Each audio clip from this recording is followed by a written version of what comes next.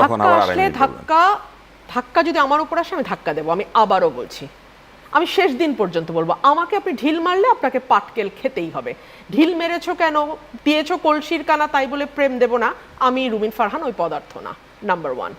Number 2, এটা একটা ডিলিমিটেশনের আলোচনা ছিল।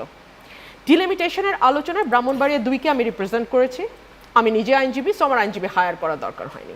ব্রাহ্মণবাড়িয়া 3-এর ক্যান্ডিডেট একজন ব্যবসায়ী, সো ওনার পক্ষে আইনজীবী হায়ার না করে উপায় ছিল না, উনি হায়ার করেছেন দুজন আইনজীবী, তারা বক্তব্য রেখেছেন। ওই সময় ওনাদের দলের এনসিপির একজন সদস্য আতাউল্লাহ, ভদ্রলোকের নামও আমি জীবনে শুনি নাই, চেহারা দেখার তো প্রশ্নই আসে না। সো উনি যখন আমাকে ধাক্কা দিলেন, I thought it must be from Brahmanbaria 3, মানে ব্রাহ্মণবাড়িয়া 3-এর যিনি বিএনপির ক্যান্ডিডেট তার কেউ। ধাক্কা দিলেন, ঠিক আছে। তখন ওনাকে নির্বাচন কমিশনের যারা আছেন তারা ওনাকে পেছনে নিয়ে গেলেন, পুলিশ কর্মকর্তাও।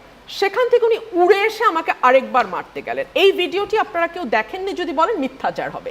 প্রথম আলোতে এটা মিলিয়ন ভিউ হয়েছে, এবং তারপরেই হাসনাত আব্দুল্লাহ আজকে বলেছে রুমিন ফারহানার ব্যাপারে বুলিং শেমিং স্টপ করা উচিত।